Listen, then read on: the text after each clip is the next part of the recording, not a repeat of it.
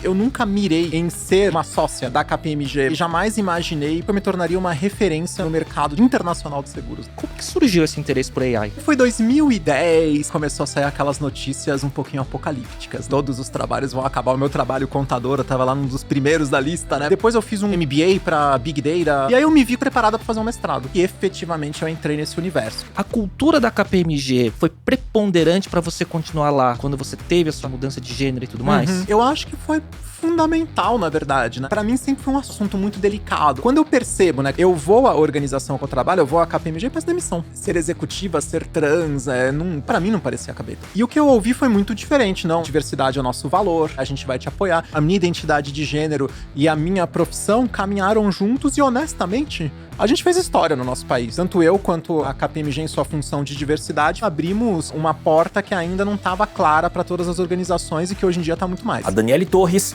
é sócia e executiva da KPMG, uma das Big Four, com suas maiores consultorias e auditorias no mundo. Ela também é colunista da Marie Claire e autora do livro Sou Daniele, que conta sua autobiografia que a levou a se tornar a primeira executiva transgênero no Brasil. A gente conversou sobre diversos temas, como inteligência artificial, que é uma das suas especialidades, além de carreira, seu papel representando diversidade e inclusão no trabalho e a importância da cultura da empresa onde ela trabalha no apoio da sua jornada. Daniele, muito obrigado por aceitar o convite. Obrigado a você, Léo. É uma honra estar aqui. Sabe que o primeiro contato que eu tive com o seu trabalho foi no evento MMA Impact, poucos meses atrás, quando você estava no palco sendo entrevistada pelo Luiz Passetti, que foi para mim a melhor entrevista, melhor conteúdo daquele evento, né? Que você falou sobre AI, sobre inteligência artificial, de uma forma diferente que me conectou muito, né? Antes da gente falar sobre tantas coisas da sua trajetória, né? Como que surgiu esse interesse por AI? Então, quando eu era criança, eu programava com a minha mãe, basicamente. A minha mãe era uma jornalista, né? Apesar de eu sou dos anos 80, né? Mas a minha mãe era jornalista, eu sempre falei que uma figura bastante visionária, né? E meu pai é engenheiro, então em casa a gente tinha um MSX, né? E aí a gente pegava aqueles bolachões lá, aqueles disquetes gigantescos, colocava lá, e em Basic a gente desenvolvia joguinhos de computador. Na época você tinha uns livrinhos que você ia lá seguindo, né? Desenhava os sprites, blá, etc., e fazia os joguinhos de computador, né? Quando eu tava mais ou menos nos anos 90, ela faleceu muito cedo, quando eu tinha 11 anos de idade, e mais ou menos nos anos 90 eu continuei brincando com isso, assim, era um universo quase lúdico pra mim mesmo, né? Aí eu passei pra linguagens um pouquinho mais avançadas da época, né, como Visual Basic, depois o .NET, C++, etc. Mas quando eu fui trabalhar, anos 2000 e alguma coisa, que eu comecei a trabalhar, eu fui pra área de seguros, né? E aí eu fui para uma área de seguros muito mais, no começo a área comercial e depois eu me tornei auditora. E eu me desconectei naquela época dessa parte de, digamos, de computação, né? Eu honestamente parei de estudar. E ficou isso, digamos, um conhecimento grande que eu tinha adquirido, que eu tinha uma capacidade boa de criação, digamos assim, de programas mesmo, tinha uma capacidade... Autodidata, sim, eu usava muito, eu ia no centro de São Paulo, nas livrarias, né? Eu sempre fui muito nerd, né? Então, assim, mesada ou algum trabalho que eu tinha feito, sei lá, eu pegava o dinheiro e comprava livros de programação e ia estudando. Foi basicamente como eu aprendi, né? Estamos falando de uma época pré-internet, pré-YouTube, pré todo esse negócio, né? Então, basicamente, você aprendia lendo, né? E testando. E foi basicamente o que eu fiz. E aí eu fiquei quase 10 anos sem encostar num computador para a criação, digamos assim, de algum algoritmo, de algum programa, né? De vez em quando eu tinha problemas no trabalho, e eu gostava que o Excel sempre teve um módulo do Visual Basic for Applications, né? Eu adorava aquilo, porque de vez em quando tinha algum problema no trabalho que eu não conseguia resolver, eu fazia rapidamente um programa e rodava, mas isso era algo muito pessoal, meu, as pessoas às vezes ficavam até meio impressionadas, não, como é que você resolveu tão rápido esse problema? Eu falei, bom, eu criei aqui, né? Hoje em dia acho que eu falaria que eu tinha criado um robô, né? Na época a gente falava, eu criei um programa, né? Era menos fancy. A semântica mudou, né? A semântica mudou completamente, né? E aí foi 2010 para 2012 que começou a sair aquelas notícias um pouquinho apocalípticas, né? Todos os trabalhos vão acabar, o meu trabalho contador, eu tava lá num dos primeiros da lista, né? Vai acabar, não sei o quê. E eu ficava pensando, cara, eu não consigo entender, né? Assim, eu já tinha, digamos assim, criado os meus protótipos de robozinho, né? baseado na estrutura básica da programação de if-then, né? Se determinada condição faça isso ou aquilo. Eu não consegui entender como que tinha acontecido, né? Aí você vê o jogador de xadrez derrotado, o programa que responde o trivia lá e é melhor do que qualquer um. Eu falei, cara, o que aconteceu, né? E isso vende, né, essas notícias? E como vende, né? Se você parar pra pensar, naquela época, muitos desses, digamos, desses algoritmos sequer eram machine learnings, né? Eles eram algoritmos ponderados, tudo mais, e ainda assim a gente já começou a entender que o computador vai dominar e tirar o emprego de todo mundo, né? E sequer era o que a gente tá falando hoje, que é infinitamente mais avançado, né?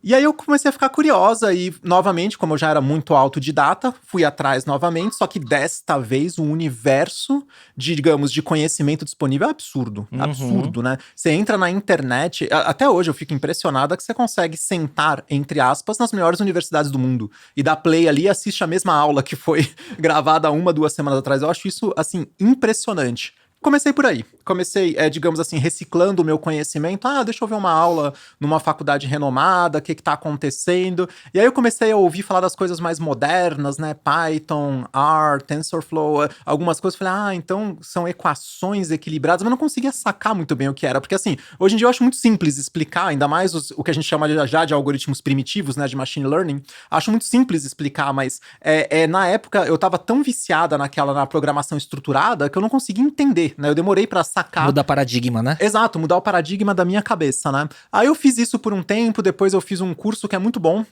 acho que até hoje tá disponível no edX, que é o do, como é que fala? O Data Scientist da Harvard X, muito bom mesmo, bastante matemático, bem denso, né? Depois eu fiz um curso de pós-graduação lato sensu, em um MBA pra Big Data, os novas trends, né? E aí eu me vi com um conhecimento ainda básico, né? Já, obviamente, em outro nível, mas ainda básico, mais preparada para fazer um mestrado. E foi aí que efetivamente eu entrei nesse universo, que eu apliquei para Georgia Institute of Technology nos Estados Unidos, né? E é engraçado que você aplica assim, né? Eu falava, eu vou mandar minha documentação, não sei. E nossa, eu fui aprovada, né? Agora eu vou fazer esse negócio. E cara, quando eu comecei, eu confesso que eu fiquei assustada. Porque assim, você vê o gap de quanto conhecimento você tinha que adquirir? Exatamente. O gap do conhecimento fosse em linguagens, né? Porque eu precisava atualizar, por exemplo, eu não sabia Python antes de começar a faculdade, né? E Python digamos, é o café da manhã, o beabá, né? Tipo, eu não tinha um conhecimento de matemática, né? Eu não fiz engenharia que nem você, então eu não tinha um conhecimento de matemática necessário para, digamos, descrever matematicamente os algoritmos, né? Porque eu sempre falo, entender a inteligência artificial começa por entender a matemática, né? Então, assim, e era uma matemática muito avançada. Eu olhava aquelas fórmulas que era basicamente um slide. Eu falei, gente, o que eu faço com isso? Né? Tipo, e o professor, o coordenador geral do curso, ele fez uma aula introdutória, ele falou, olha, a maioria, tem 3 matérias que são as primeiras, né? É o peneirão. Tipo, as pessoas geralmente desistem aqui, né? Quanto por cento será que desiste? Eu não sei, mas eu imagino que seja um percentual relativamente alto, porque é realmente muito difícil e assusta muito. Porque a gente vai, né? Imagina, provavelmente as pessoas chegam com um background semelhante ao meu, né? Viram as notícias assustadoras, se assustaram, deixam me atualizar. Aí você senta né? Obviamente, você faz o preparatório, faz as cartas, tudo mais, mas você ainda tá num universo sob controle, que são matérias que você mal e mal viu no colégio, na faculdade, né? Escreve ali o seu termo, né? Do porquê que você quer ser aluna, tudo mais, ok. Cara, a hora que o negócio começa, aí você percebe que é um pace muito rápido, eu não estava acostumada, né? Tanto que no primeiro semestre eu me matriculei em 2 matérias, falei, eu consigo, imagina, eu sempre fui super bem em faculdade, eu dropei uma imediatamente. Falei, não, vou fazer uma só e vamos ver se eu consigo. E isso junto com a carreira, né? Não, sim, junto com a carreira. Não é que você largou pra fazer só após, né? Não, inclusive, nessa época eu tava trabalhando nos Estados Unidos, né? E quando eu falei pras pessoas, né, que eu ia ser o chamado part-time student, né? Você é uma estudante de meio período.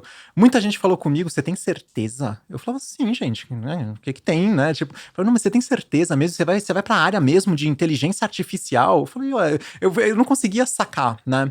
E aí a hora que eu vi que realmente um curso estrito sensu, né? Numa universidade de ponta, numa das melhores universidades de tecnologia do mundo, cara, é muito, muito difícil, né? Tipo, então assim, foi esse choque, né? Dropei, fiquei com uma matéria só, e aí, cara, a realidade é sábado, domingo, o dia inteiro estudando, né? Eu acordava mais cedo antes de trabalhar, ficava estudando, e tinha prova que eu tinha que estudar basicamente umas 50 horas. Eu começava 2 semanas antes, né? Então, assim, essas 3 primeiras matérias, né? Que basicamente introdução à inteligência artificial, modelos introdutórios de matemática, né? Que era inclusive na faculdade de engenharia, e regressão avançada, que isso é a base mesmo da inteligência artificial. Eu vou falar pra você que eu realmente achei que eu ia ficar na peneira. Nossa, e isso tudo, né? Só pra gente abrir o tema, porque depois, um pouco mais pra frente, eu vou retomar pra falar sobre AI em outros vieses não tradicionais, talvez, né? Mas é isso só pra ver um ponto de partida, que quando você fala que fez part-time student pra esse curso, quando você tava na KPMG lá. Sim, né? isso. Em Nova York, no caso. E você, quando eu pesquisei sua história, olhando as suas sedes, é tanto ponto de interesse que você tem profissional e pessoal que eu falo, caramba, né? Assim, como é que dá conta, né? Mas você acha que você é uma pessoa que faz uma imersão para aprender tudo que você tem interesse? É isso? Olha, eu acho que eu não tenho constrangimento de não saber, né? E aí eu vou usar a metáfora da arte marcial, né? Porque eu comecei como artista marcial, atualmente, né? Quem conhecer digamos assim, as graduações do Taekwondo, eu tô indo pra faixa camuflada, né?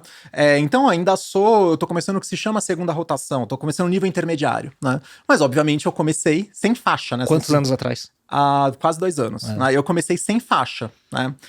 E assim, honestamente, eu olho. Hoje eu lutando, eu acho até bonito, né? Mas quando eu comecei, era realmente muito ruim, né? Óbvio, é natural da trajetória de aprender um novo esporte, né? Mas ao mesmo tempo eu não tinha alongamento, eu não tinha equilíbrio, eu não tinha força, eu não tinha nada. Mas eu tinha uma coisa, persistência, percebe? Então eu acho que a gente ter a humildade de perceber que a gente é faixa branca em algo, né? É importante. Falando da inteligência artificial, eu era completamente faixa branca, percebe? Apesar de ter uma base. Eu tinha base, mas talvez no máximo uma faixa laranja, vamos dizer assim. Era muito comecinho, né? Se eu tivesse, digamos, uma certa prepotência de achar que eu já sabia, ou que eu já tava num estágio evoluído da minha vida, né? E deveria saber, ou eu já sou uma executiva renomada na área de seguros, né? Eu não vou sentar para começar a estudar, sabe? Digamos, o básico de inteligência artificial, não faz sentido, né? Então, assim, eu acho que essa humildade de aprender, ela me ajuda muito em tudo, né? Inclusive em outras áreas correlatas à própria escrita, né? Eu não sei quem aqui dos ouvintes e tudo mais já passou por um processo de edição de uma obra. É um processo pesado, porque você começa a perceber que talvez você não é tão boa escritora assim, porque você é desafiada a melhorar. E aprender a ser escritora é um processo desse que você tá o tempo inteiro ouvindo. Às vezes você se dedicou, fez com todo o amor e carinho aquele capítulo, você manda pro seu editor, não gostei, não quero nem usar. Sim. Percebe? Então acho que essa humildade da aprender, ela me ajuda muito. Muito legal. E esse negócio de escrever, né, eu vou dar um exemplo, né? Eu tive por 1 ano e meio uma coluna diária na Alfa FM, na hora do almoço. Era uma coluna de 2 minutinhos, mais ou menos, para falar sobre alguma coisa de tech, segunda a sexta, né? Então eu tinha que fazer 20 roteiros por mês para falar sobre alguma trend, alguma notícia, alguma opinião sobre os temas, né, que estão, enfim, sendo falados, né? E qual era a dificuldade, né? Chega uma hora, 20 todo mês, né? Chega uma hora que você tem bloqueio criativo até, né? E você pegar um assunto e você destilar, até ficar muito simples, objetivo, né? E palpável para tua audiência, né? Então é o trabalho de edição, né? E é muito difícil isso, né? Com certeza. Ser simples é difícil para passar uma matéria e ser didático, talvez, né? Com certeza. Dani, você falou muito sobre assim, né?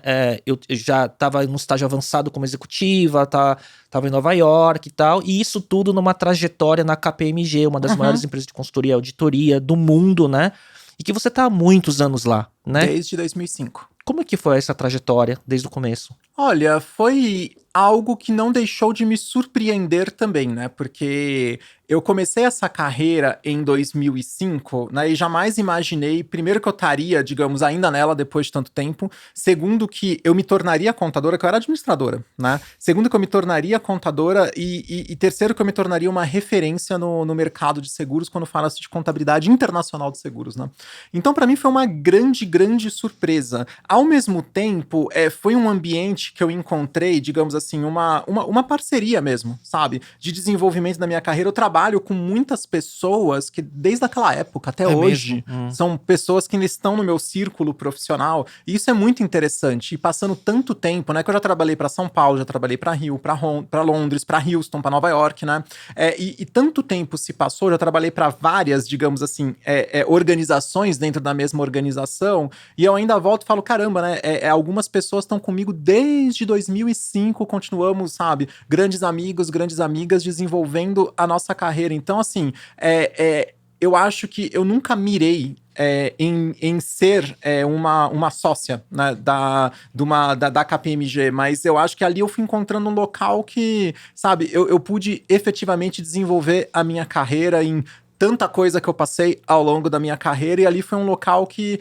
eu encontrei, pude me desenvolver, e que foi uma relação extremamente produtiva, digamos, para ambas as partes, Sim. sabe? Tanto para eu enquanto profissional, para tudo que eu construí para a firma também. E é uma coisa não óbvia, né? Porque a gente já, apesar de eu ser de uma geração mais velha, ou mais velha não, né? Mais experiente que a sua, já não era tão óbvio fazer carreira num lugar só, como talvez seria para a época dos nossos pais, ou mais, pessoas mais antigas, né? E ficar tanto tempo assim, você em nenhum momento pensou, tipo, eu vou para outra empresa, teve oferta e você teve que pensar a respeito? Não, eu tive, mais de uma vez, inclusive, né? Mas eu acho que, por ser uma organização tão grande, aquilo que eu falei, você trabalha em diferentes organizações dentro da mesma organização, né? Por você trabalhar com, muitas vezes, posições que chamam-se client-facing, né? Que você tá no ambiente de um cliente e tudo mais. O tempo passa, você não tem a dimensão, óbvio, os valores, a cultura é de uma organização, mas o tempo passa, você não tem muito bem essa dimensão, eu só trabalhei para um lugar, percebe? Entendo. Porque se eu falar, cara, o portfólio de empresas que eu já passei deve passar de 50 para mais ao longo dos anos, percebe? Em vários países. Então eu não tenho exatamente esse sentimento, eu só trabalhei para uma organização. Eu trabalhei para várias organizações, estando associada, digamos assim, a uma rede, né? Sim. Que é de onde eu tirei o meu aprendizado, os valores profissionais, a cultura profissional. Mas eu não tenho esse sentimento, sabe? Eu acho que é muito diferente, eu entendo as pessoas quando colocam isso. Imagina, eu comecei a minha carreira numa seguradora, né? Se eu tivesse até hoje nessa mesma seguradora, aí eu acho que eu teria. Não tem como não ter um sentimento desse. Né? Mas agora, eu não trabalhei eu trabalhei, obviamente, para essa organização, mas lidando com várias organizações. Sim, vários desafios distintos. Agora, o que eu percebo é assim, né? Me parece que você se conectou muito à cultura da empresa.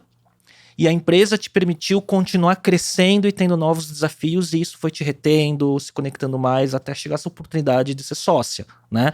Agora, a cultura da KPMG, ela foi preponderante para você continuar lá, quando você teve a sua decisão de mudança de gênero e tudo mais? Eu acho que foi fundamental, na verdade, né? Inclusive, olhando pra minha história, né? Esse foi um aspecto que foi o meu dilema de vida, digamos assim, né? Porque eu começo a minha carreira... que acontece, né? Eu acho que o termo transição de gênero, ele é complexo, que parece que efetivamente vira-se uma chave, você muda. Na verdade, não é bem assim. Na verdade, desde criança, desde que você nasce, você tem alguma coisa diferente, vamos falar dessa forma, né? Então, para mim sempre foi um assunto da minha vida, por mais que eu não conseguisse identificar e descrevê-lo, mas sempre foi um assunto muito delicado. Você é diferente, você não é igual às outras pessoas, por aí vai, né? Quando eu começo a trabalhar ali nos anos 2000, eu encontrei o lugar perfeito, basicamente, para me esconder mesmo, né? Porque ali sim eu falo, ali eu construí um gênero, no caso o gênero masculino. Dos 20 aos 30 anos de idade, eu coloco terno, gravata, raspo o meu cabelo, tudo mais, e ali eu começo com uma figura masculina, né?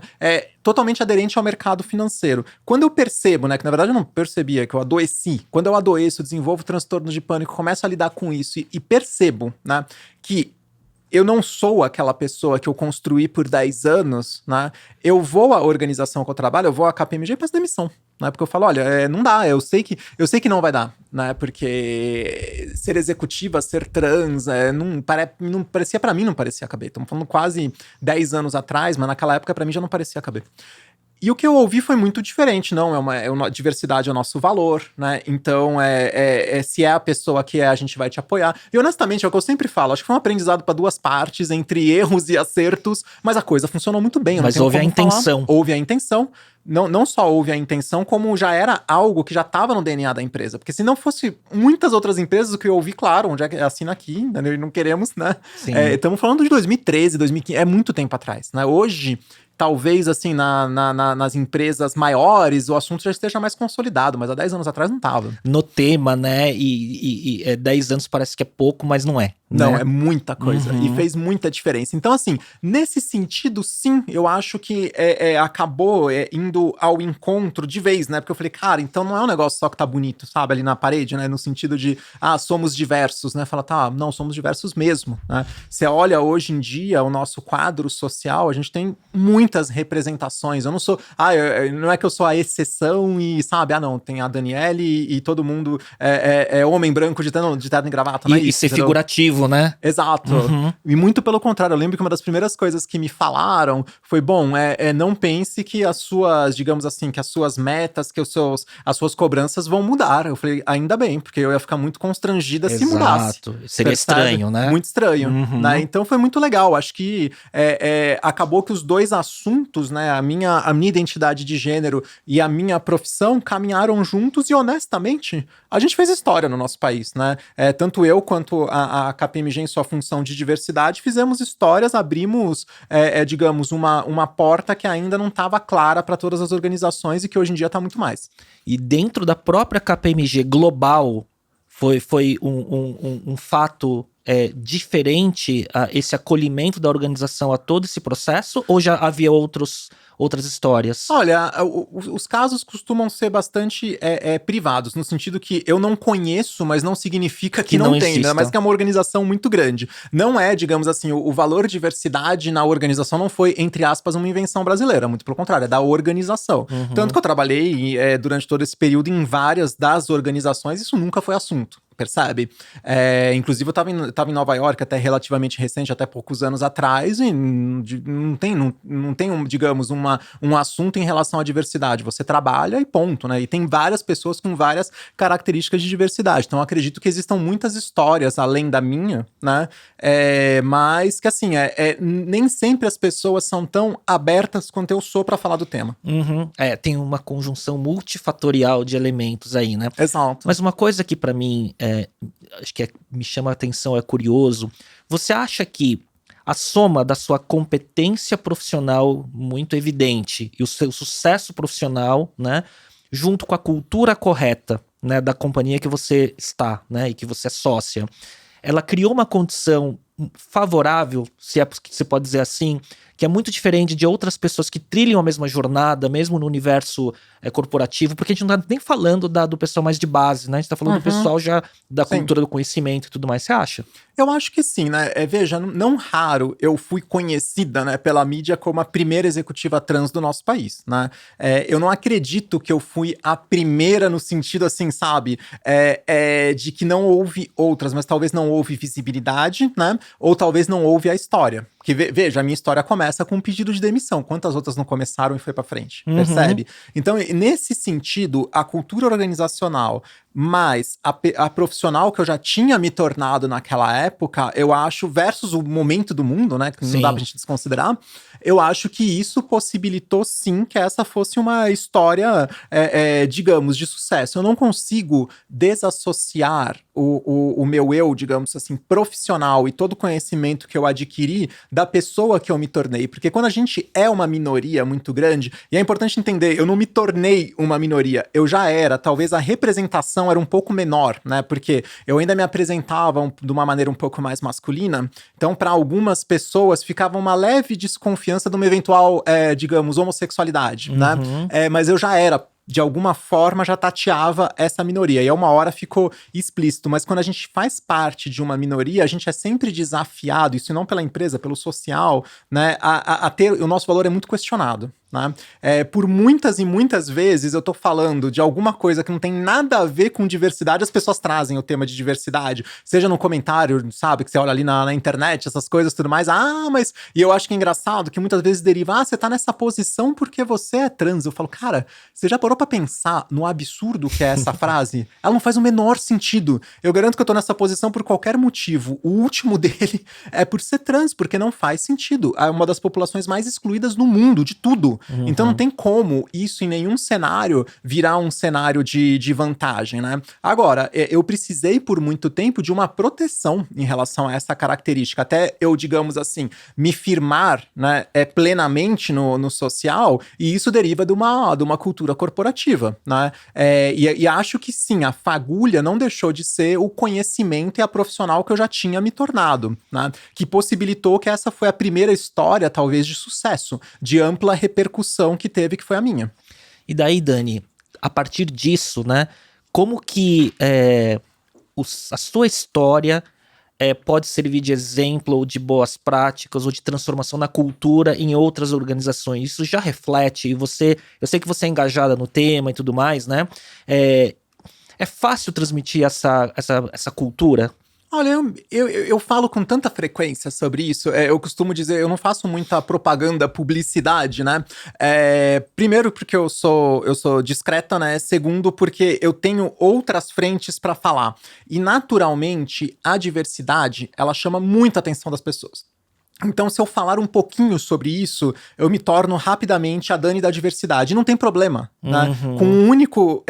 Porém, que eu não sou só a Dani da diversidade, e a dimensão é muito maior. Sai uma reportagem minha sobre, sei lá, algum algoritmo bacana que eu tô comentando, etc., vai ter X visualizações. Sai uma reportagem minha sobre diversidade, vai ter 10 mil X visualizações. Então eu tenho que tomar cuidado com esse equilíbrio, né? Mas, seja como for, eu falo com frequência para organizações, né? E eu levo essa mensagem à frente, e assim...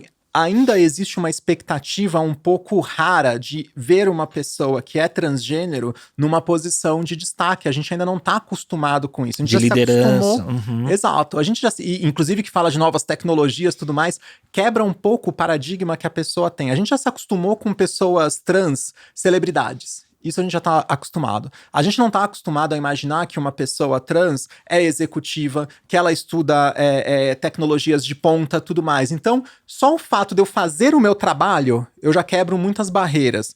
Adicionalmente, eu me engajo, sim, com a sociedade, eu falo para diversas organizações, eu escrevi o meu livro a respeito da minha vida e tudo mais, e isso quebra outras barreiras também, né? Então, assim, eu vejo de uma maneira positiva, eu vejo um interesse cada vez maior em atuar na inclusão, porque se eu sou uma exceção, não é por acaso. É óbvio, a população trans, ela é relativamente pequena, mas ela não precisava ser tão pequena para o primeiro caso, digamos assim, para a primeira executiva trans de sucesso do nosso país, apareceu em 2015, não precisava ser isso. Entendo. E é curioso, né, quando você falou, eu tenho tantos temas, né, sejam profissionais ou de interesses, né, e às vezes a pauta da diversidade se torna o pilar central por conta até de quem tá pautando a entrevista buscar a audiência também. Sim. Né? E eu acho que esse talvez seja até um cuidado do teu próprio filtro, né? De quando você vê qual pauta que vai ser a entrevista e você vai filtrar por isso, né? Eu filtro. Tem duas coisas que eu sempre converso com a imprensa, né? Eu falo, primeira delas, eu não preciso ser a executiva trans para falar, por exemplo, de inteligência artificial.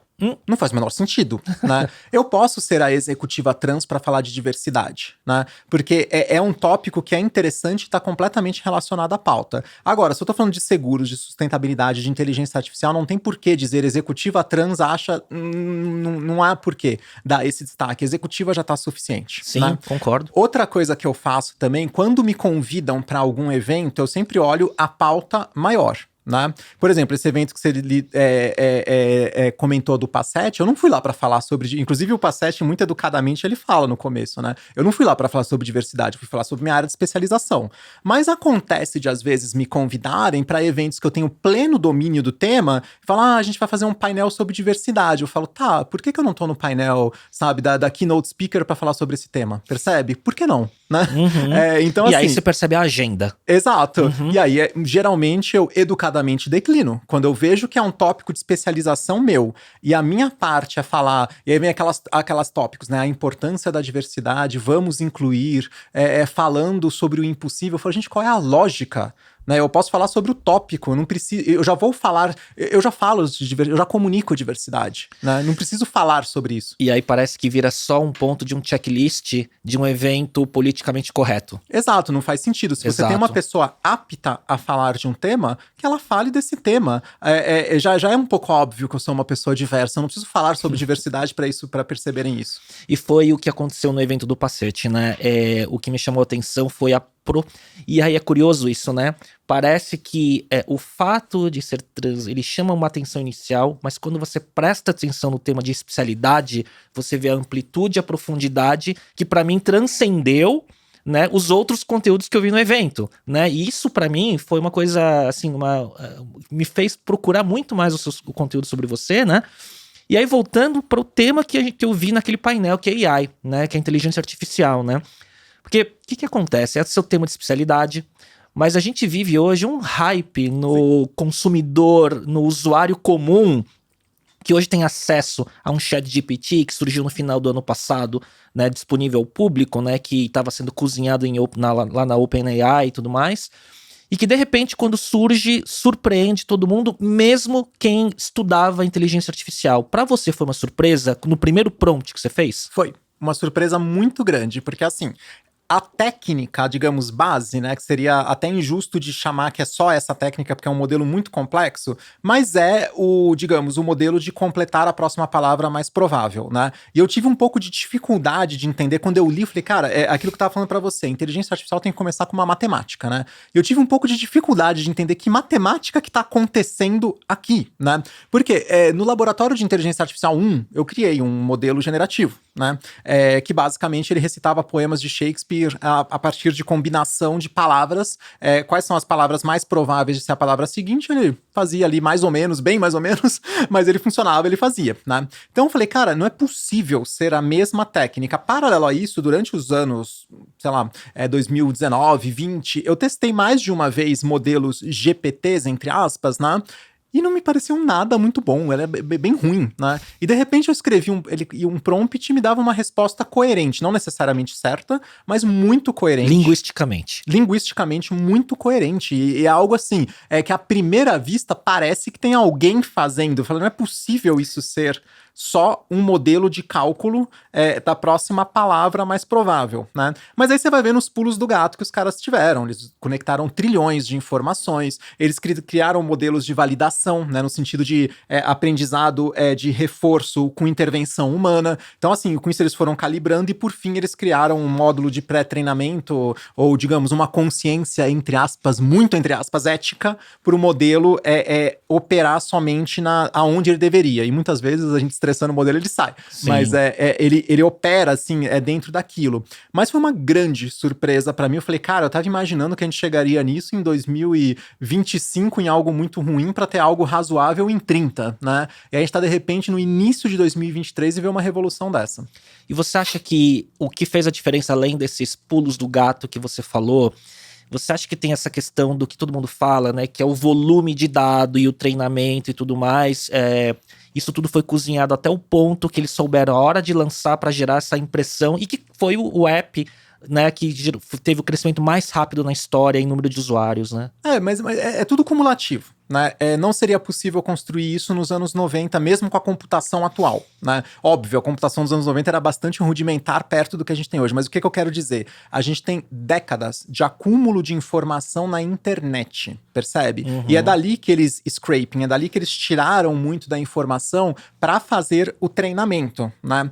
Então, assim, todos nós, a gente contribuiu na criação dessa pré-singularidade, vamos dizer assim, né? A gente contribuiu viu, o nosso conteúdo, a nossa rede social, o like que a gente deu, nem sempre a gente dimensiona, mas isso é de um valor, né, que diz muito sobre nós, diz muito sobre a nossa personalidade. Quando a gente responde a um comentário, a gente está educando, entre aspas, a máquina numa forma linguística de se colocar, em como ser coloquial e assim por diante. Então, assim, a disponibilidade de informação muito grande, né, e eles foram inovadores o suficiente de criar um modelo matemático suficientemente estável para lidar com isso. Você acha que a OpenAI, ela tende a ser líder, né, nesse modelo de tecnologia, de GPT e tudo mais? Ou você acha que a partir do momento que ela surgiu, porque óbvio, né, que outros grandes big techs já estão trabalhando nas suas tecnologias há muito tempo, só que estava dentro de casa. Uhum. E agora todo mundo teve que correr, não é que começa do zero, todo mundo já estava trabalhando, né? Uhum. Você acha que haverá uma competição e cada um com seu dataset, seu volume de dados proprietários, trabalhando cada um por um caminho? Ou você acha que como que vai ser a consolidação ou não desse mercado? Olha, de uma forma geral, se a gente olhar ao longo da história, as empresas são consolidadas. Se a gente pegar dos anos 90 para cá, fala, nossa, mas teve uma mudança tão grande de cenário. Teve, realmente. Entrou a Alphabet, entrou a Meta, tudo mais, e vários outros players que mudaram a dimensão e algum deles chegaram, inclusive, à liderança em termos de market cap e tudo mais, né? Mas, de uma forma geral, a realidade é que os negócios se adaptam. Tem o caso Kodak, é verdade, todo mundo fala, mas... Blockbuster. Teve, mas se você parar para pensar de uma maneira geral, os negócios conseguiram se adaptar. Então, quando a gente fala do próprio Google, quando a gente fala da Meta, tudo mais, ou N outras empresas que estão por aí, elas já possuem um capital, né, seja em market cap, seja em recursos, seja em bons engenheiros, tudo mais que trabalham para eles, que é mais do que esperado que eles se adaptem, né? O pessoal fala, logo que saiu a OpenAI, vai acabar com todas as outras. Eu falei, gente, acho que não. Matou o Google. Porque é muito mais provável que esses entrantes consolidados, que têm um poder enorme de informação, de dados que já estão com eles, um poder enorme de capital, um poder enorme de capital intelectual, eles desenvolvam as suas soluções, né? Agora, a OpenAI veio pro jogo, vamos ter que ver como é que esse jogo vai ficar lá pra frente, entendeu? Agora, eu não acredito que ela vai se tornar soberana e todas as outras vão sumir do mapa, é pouco improvável, poucas vezes isso aconteceu na história. Você acha que no imaginário popular, né, do que aconteceu pós-ChatGPT, a gente hoje, né, olha para tudo isso, né, e vê Black Mirror, né, e vê o que a ficção tá ficando cada vez mais próxima, essa distância tá mais próxima, né, do que da época que a gente começou a mexer com tecnologia, né.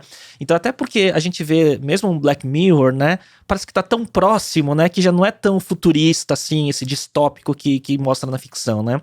Mas o ponto você acha que pro imaginário popular, inteligência artificial, ele é o que seria o conceito de uma inteligência artificial geral, né, uma AGI, né? E você acha que a gente caminha passos largos para ver essa evolução acontecer da forma que o imaginário popular pensa, do ponto de vista de ficção? Ou você acha que a gente teve um pico com o ChatGPT e a gente vai ter um vale de desilusão para depois isso voltar lá para frente? Vamos fatiar, que eu acho que tem uma ótima pergunta, várias coisas pra gente falar. Do ponto de vista popular, eu não acredito que as pessoas consigam fazer uma grande distinção, né? Inclusive, se a gente utilizar formas muito mais rudimentares de comunicação, né, ou de programação, as pessoas às vezes já vão acreditar que estão falando com uma pessoa do outro lado, mesmo sendo bem mais rudimentar do que isso, né? Então, eu não acredito que as pessoas olham para o GPT como um largo modelo de linguagem. Elas olham como eu estou conversando com alguém, né? E eu já tive algumas interações bastante curiosas aí no dia a dia, sabe? De pessoas me falando que, não, tô conversando com o GPT. E eu falei, nossa, né? Como assim você tá conversando? Eu, inclusive, falei, olha, cuidado, é um modelo de linguagem. Eu lembro que a pessoa virou pra mim e falou, não, mas você pode perguntar que ele, inclusive, te explica essas suas preocupações. Eu, tá. Então, você percebe?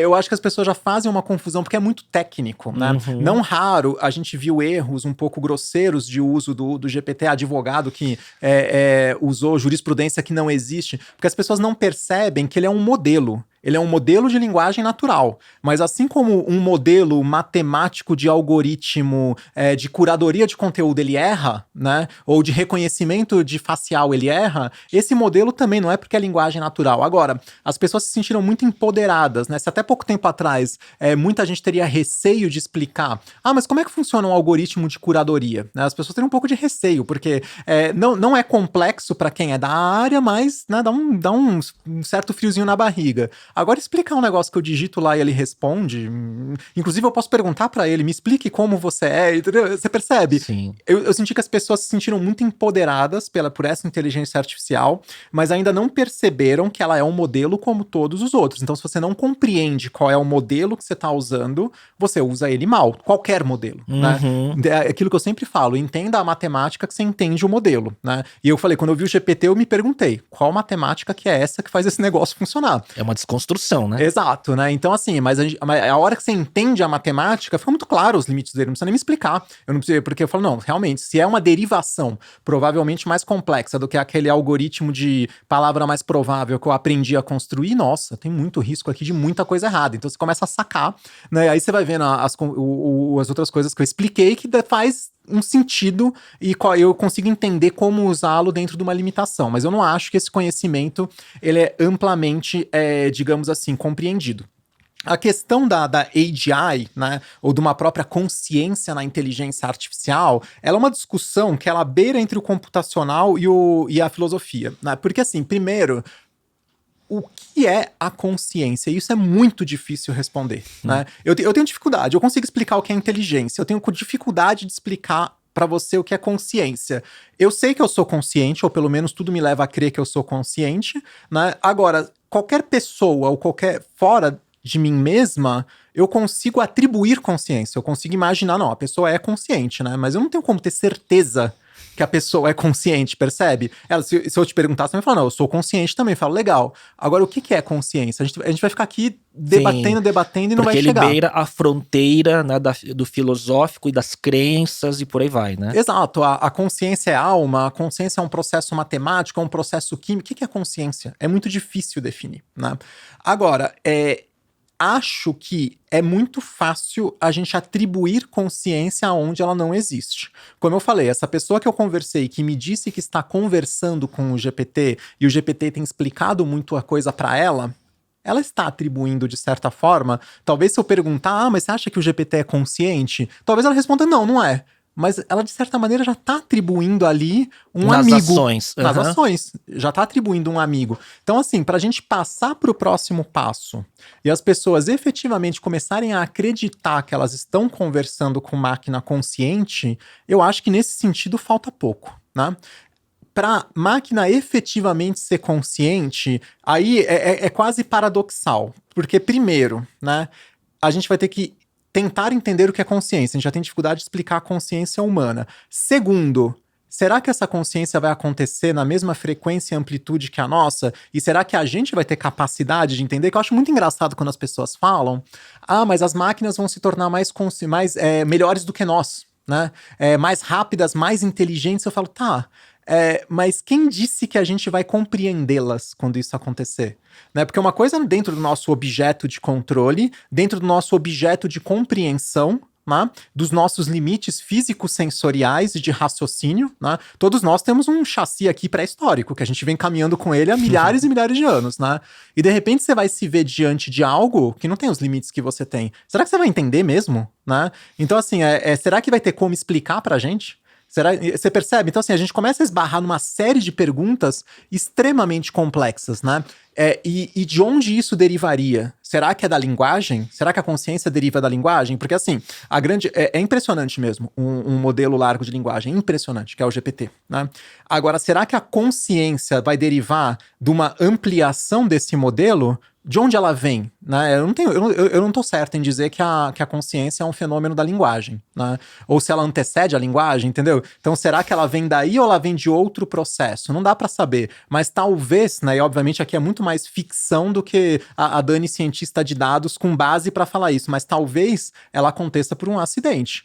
Da gente estar ligando muitas coisas, muitos modelos, muitos processamentos e algo e que emule uma consciência aconteça. Eu só tenho dúvida se isso acontecer, a gente vai ter a capacidade de perceber.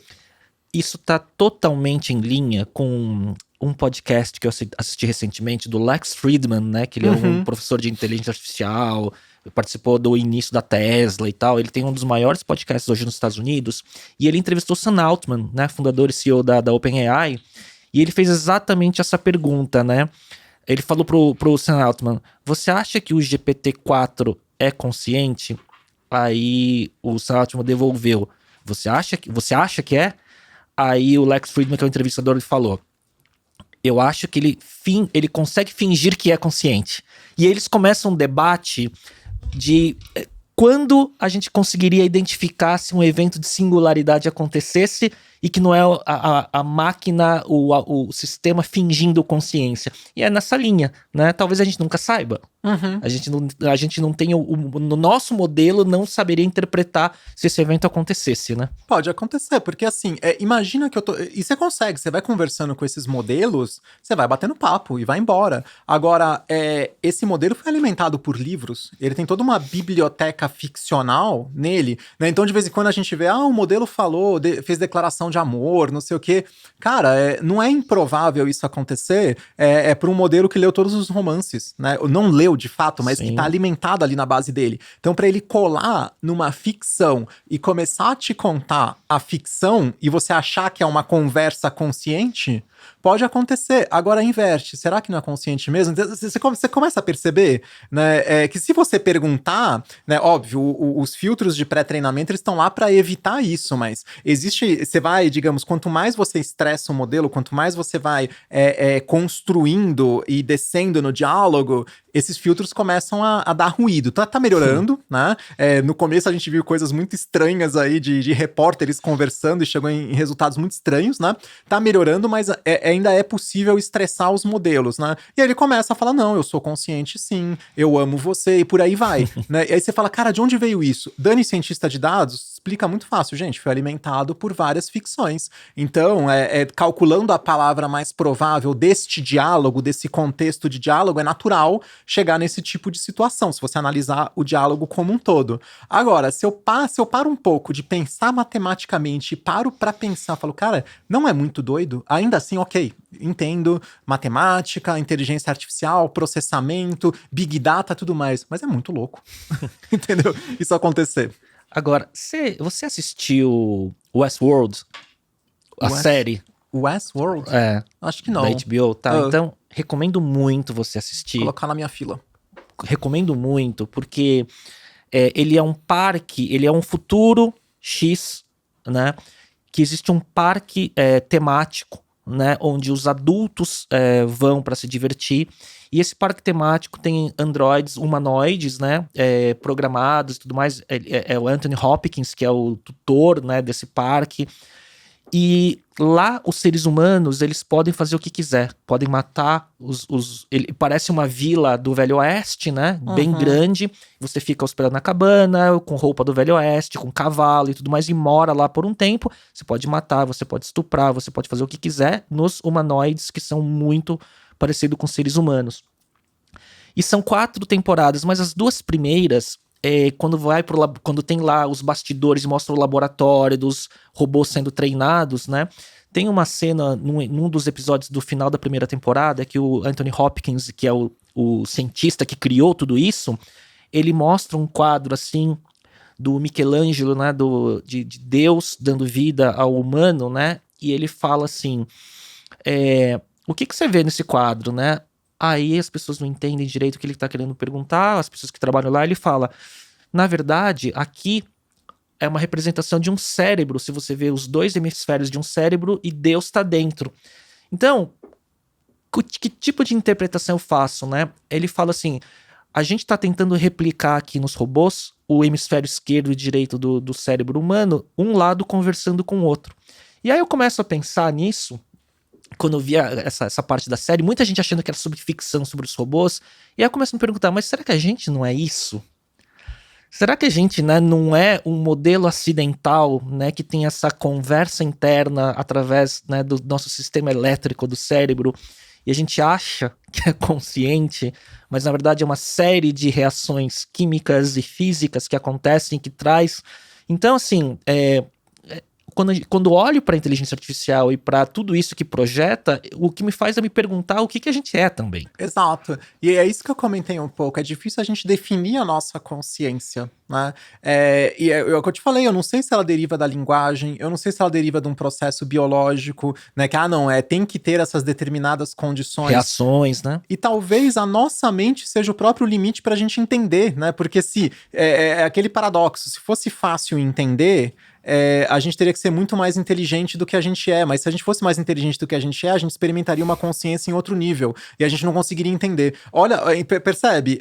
A gente consegue, por exemplo, decifrar com relativa facilidade, ou mais ou menos facilidade, mas a gente entende muito bem aquele universo, se a gente estudar, olhando pro nosso petzinho, pro nosso cachorro, etc, né? Porque ele tá numa outra realidade sensorial em relação a nós. E a gente olhando, a gente consegue meio que decifrar, apesar de não existir uma linguagem falada, o que o animalzinho tá sentindo, tudo mais. Às vezes com maior ou menor êxito, mas a gente tem essa capacidade, e percebe? Tem uma preditividade do comportamento. Exato. E é bastante preditivo, é bastante lógico pra gente, porque a nossa capacidade sensorial tá muito além, percebe? Então, assim, talvez para essa singularidade ela vai olhar para nós e falar, não, é fácil entendê-los, percebe? Só que a gente talvez nunca consiga, porque a gente tá indo além da nossa própria capacidade. Então é aí que eu falo que a gente começa a esbarrar na filosofia e no nosso próprio limite biológico, entendeu? Então eu não tenho certeza, assim, saindo um pouquinho do universo da cientista de dados e tudo que eu estudei, e parando para pensar como uma pensadora mesmo, eu não tenho certeza se a gente tá equipado para entender a coisa nesse nível, e se a gente vai ter a capacidade de detectar essa consciência.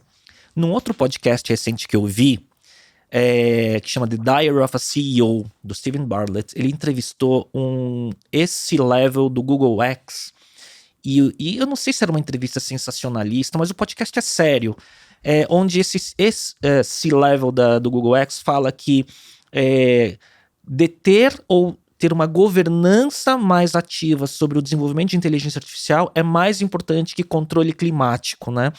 Você acredita nisso? Olha, eu não traçaria diretamente um paralelo com o controle climático, né? Mas sempre que a gente fala dessas teorias quase apocalípticas em relação à IA, eu acho que um exercício que é interessante pensar é quantas vezes o nosso mundo acabou, né? É porque ele acabou várias vezes, né?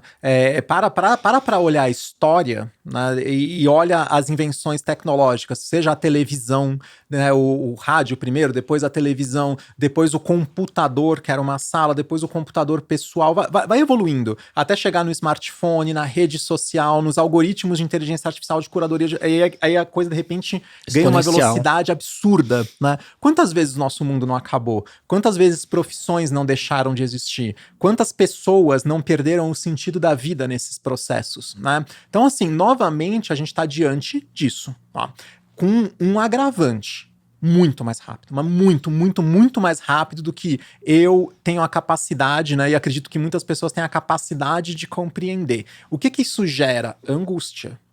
O que eu acho que o que as pessoas mais se perguntam hoje em dia, isso qualquer profissão, e é muito engraçado, é a primeira vez na minha vida que qualquer profissão que eu perguntar, as pessoas se perguntam o que eu vou fazer amanhã. Né? E de todas as áreas, né? Porque parece que falta pouco para alguém virar a chave final e aquela grande, digamos assim, manchete que eu falei lá atrás, em 2012 estavam falando seu emprego vai acabar, se tornar verdade. Parece que falta só um ajuste fino, né? Eu não acredito que falta só um ajuste fino, né? Mas de fato, a angústia que gera pra gente é essa. E aí o que a gente quer? Volta ao mundo, né? E isso é uma conversa, não, as coisas precisavam voltar a ser como eram, não sei o quê, porque a gente tá angustiado, a gente não entende mais pra onde a gente tá indo. Antigamente parecia que tinha uma história coletiva que todo mundo acreditava e fazia sentido. Atualmente não, são múltiplas histórias, e eu garanto, se eu abrir aqui, eu não sei se você usa Instagram, mas se eu abrir, não, você usa, inclusive, eu te sigo, é verdade, se eu abrir o meu Instagram e clicar na lupinha, o meu Instagram é completamente diferente do seu. O Explorer. O Explorer, né? Agora vamos fazer, obviamente, que não é, né? Mas depende do usuário e se é um heavy user ou não é. Mas aquela não deixa de ser a sua visão de mundo comparada à minha visão de mundo. De uma forma didática, não é exatamente, mas o que eu tô querendo dizer é, as informações que você tem acesso são completamente diferentes da minha. Então as narrativas, elas são múltiplas, a gente não tem uma história mais para acreditar. E isso muito antes de ir para dizer, será que as máquinas vão tomar controle de tudo? Cara, a gente já tem um processo social que antecede a isso, que é muito grave, que é das pessoas se entenderem como parte do todo, entenderem o que vem amanhã, entender o seu senso de importância, percebe? Isso tudo é muito importante para nós. Se a gente não entende quem nós somos na sociedade, nós não somos ninguém, porque nós somos seres sociais. Olha o horror que a gente acabou de passar, que foi a pandemia, né? Quem éramos nós sem a sociedade? Que por um tempo todo mundo ficou ali trancado sem a sociedade, percebe? E muita gente pirou porque perdeu a identidade que estava em outra coisa. Exato. E isso é um risco, sim, de acontecer, né? De automatizar, de destruir valor das profissões, porque não necessariamente a profissão deixa de existir, mas ela pode perder valor. E ao mesmo tempo, né, você olha, eu já tô com 40 anos, né? Aí você fala, cara, eu tenho que me reinventar de novo, né? E provavelmente com 45 de novo, com 47, com 50, fala, quando que isso acaba, né? E eu tenho que sempre entender novas coisas e o que tá acontecendo e tudo mais. Cada vez mais rápido, né? E cada vez mais rápido, então isso é muito angustiante. Então eu tenho a preocupação, sim, não sei se é a mesma em relação a fatores climáticos, mas eu tenho uma preocupação grande social. E a hora que a gente extrapola, que é muito engraçado, né? Muitas vezes você vê, óbvio, as visões são mistas, né? Não vou falar que existe uma visão única, mas você vê muitas vezes pessoas ultra especialistas em IA preocupadas, né? E pessoas que não são muito especialistas, não, é tranquilo. Eu falo, gente, calma, né? Se os ultra especialistas estão falando, esse negócio aí precisa de guardrails, precisa de controles, deve ter um motivo, né? E assim, eu pessoalmente, eu posso usar a questão dos algoritmos de curadoria de conteúdo. E é engraçado que você fala isso, o pessoal fala, não, mas isso já é velho. Eu falo, sim, mas nem isso a gente foi capaz de controlar. Né? Por que você acha que um modelo de linguagem a gente vai conseguir ou expande? Se a gente chegar na singularidade, por que você acha que a gente vai conseguir? A gente não conseguiu com sucesso impedir disseminação de conteúdo de ódio, a gente não conseguiu com fake news, uma série de coisas. Por que você acha que, não, agora o modelo de linguagem a gente consegue e uma singularidade a gente vai conseguir controlá-la e não ela a nós? Percebe? Então assim, é um desafio, aqui eu não tô falando que essa é a visão e ponto, mas é um desafio interessante e minimamente se tem tanta gente especialista no assunto preocupada, a gente não devia falar se até aos que, porque tem especialistas que não estão, é verdade, né? Não dá pra falar todos os especialistas, não, tem especialista que não tá, né? Mas a gente não devia simplesmente falar, são sensacionalistas, eles só querem aparecer, só querem pauta, será que a gente não tá querendo ouvir o que a gente quer? Sim, e junta tudo, porque eu não vou falar que é confuso, mas é muito plural esse discurso, porque também surgiram muitos especialistas que se acham faixa preta, fazendo analogia com artes marciais, e que não é. Sim. Né? Hoje todo mundo, né? Hoje o que era o especialista do metaverso, hoje é o especialista em AI, né? Sim. E acho que essa discussão ela polui um pouco tudo isso.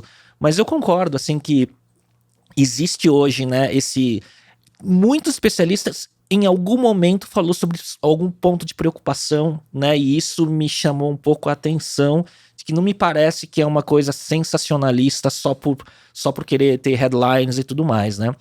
Na sua visão, assim, com essa exponencialidade acontecendo e que você mesma teve surpresa quando interagiu a primeira vez com o ChatGPT, o que você acha que a gente vai ver no curto prazo? Pois é, né? A hora que a gente olha, eu acredito que não é à toa que o próprio criador da criatura tá preocupado, né? Então esse é um ponto. Bom, eu acredito que tem um fundamento para essa preocupação, né? E quando a gente olha no curto prazo, o que eu imagino que vai acontecer, assim como, digamos, o smartphone entrou nas nossas casas, as redes sociais viraram o nosso consumo e interação social, inclusive a nossa visão de mundo, ela advém desses algoritmos. Eu acho que o GPT Style vai ser a mesma coisa, né? Tudo que a gente passa a interagir, a consumir, vai ter esse refinamento na linguagem, o que não significa que não resolver nosso problema, né? Pode ser que, hoje a gente tem problemas com chatbots que não faz o que a gente quer, pode ser que a gente continue com ele não fazendo o que a gente quer, mas que ele responda de uma maneira muito... linguisticamente legal, né? Mas que cheia de furo, né? E continua não resolvendo o nosso problema, sabe? sabe? Você liga lá pra, sei lá, eu quero pagar a minha fatura, ele responde maravilhosamente bem, você não conseguiu pagar a fatura, você percebe? Em tom de poema, né, também, mas não resolve. Exatamente. Então, assim, mas eu acho que esse tipo de tecnologia, ela entra, porque assim, quando a gente olha, né, a interação de humanos com máquinas, né, o grande objeto do design é que torne-se invisível, né, que eu não perceba mais, digamos, uma interação, eu não percebo mais que eu estou interagindo com uma interface e eu estou diretamente na minha meta, no que eu quero alcançar, né. Isso é alcançado de duas formas. Primeiro, com um design brilhante, tá? Segundo, com um costume, né? Por exemplo, dirigir carro com transmissão manual. Cara, é impossível falar que isso digamos, lógico. Ergonômico. A gente demora pra aprender. A gente morre o carro muitas vezes, etc. Agora, você concorda que depois de X períodos, anos, sei lá o quê, é absolutamente invisível. Você entra no carro e você dirige, não parece nem pra pensar. Sim, já tá na programação motora. Exato, né? Então, nesse sentido, uma hora a tecnologia, a interface se torna invisível, né?